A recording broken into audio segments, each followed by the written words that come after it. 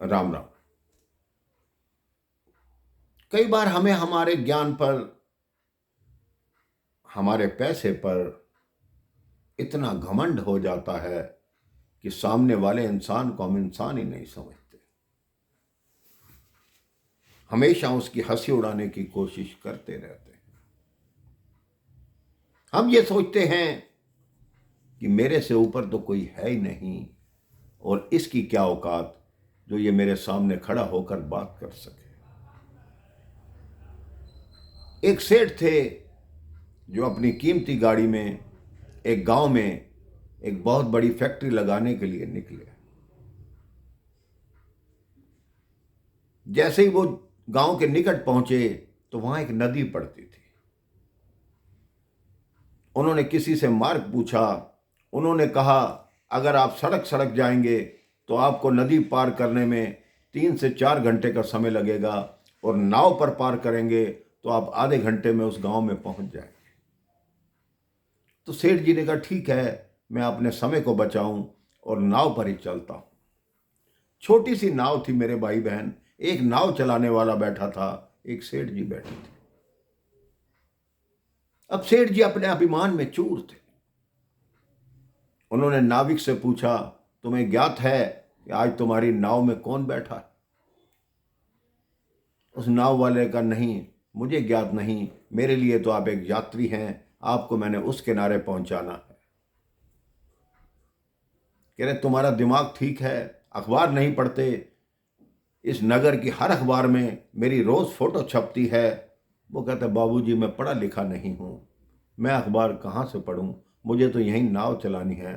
सेठ जी उसका मजाक उड़ाने लगे। कह रहे, तुम पढ़े लिखे नहीं, अखबार नहीं पढ़ते तो तुम्हारा जीवन तो बेकार है। अब नाव वाले को थोड़ी अपने आप पर दुख होने लगा कि मैंने पढ़ाई क्यों नहीं की। फिर सेठ जी अपनी ओर बढ़ाई करने लगे। कह रहे, वो इस नदी के पार वो खाली जमीन देख रहे हो?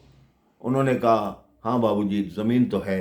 उन्होंने कहा, मैं वहाँ फैक्ट्री लगाने वाला हूँ, मैं वहाँ पानी की बोतल बनाऊंगा और पूरे नगर में, पूरे देश में बेचूंगा। कहते, कभी पानी की बोतल देखी है? कभी शहर गए हो? नाव वाले ने कहा, नहीं बाबूजी, मैंने ना बोतल देखी है, ना मैं शहर में गया हूं। सेठ जी और जोर से हंसने लगे।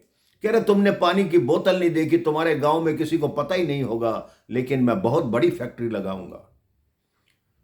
अब नाव वाला अपने मन में दुखी हो रहा था कि ये सेठ के सामने मैं कितना गिरता जा रहा हूं। वो अपने ध्यान में ऐसा उलझा कि उसकी नाव पत्थर से जाकर टकरा गई और नाव में छेद हो गया।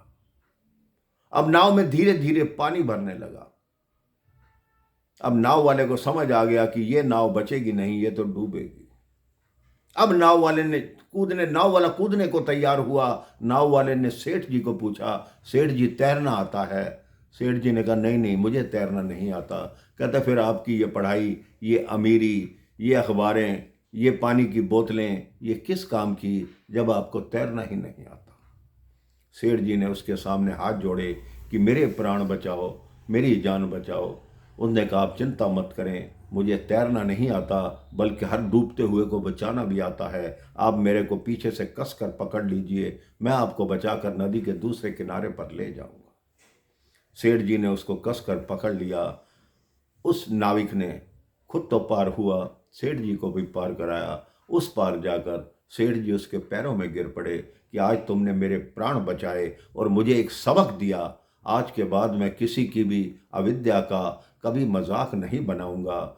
हर व्यक्ति अपने अपने कार्य में सिद्ध होता है। मुझे अपनी धौंस दिखाने की आवश्यकता तुम पर नहीं थी। मैं तुम्हारे चरणों में पड़कर माफी मांगता हूँ। उस नाविक ने कहा, नहीं सेठ जी, आप अपने तरीके से बात कर रहे थे, मैंने आपकी किसी बात का बुरा नहीं माना, मेरे मन में कोई कटुता नहीं है। आप निश्चिंत होकर अपनी फैक्ट्री लगाइए, जो भी कीजिए, लेकिन आपने मुझे एक सबक दिया कि मुझे भी पढ़ाई करनी चाहिए थी, ताकि मैं भी आपसे बात करने के योग्य बन जाऊं।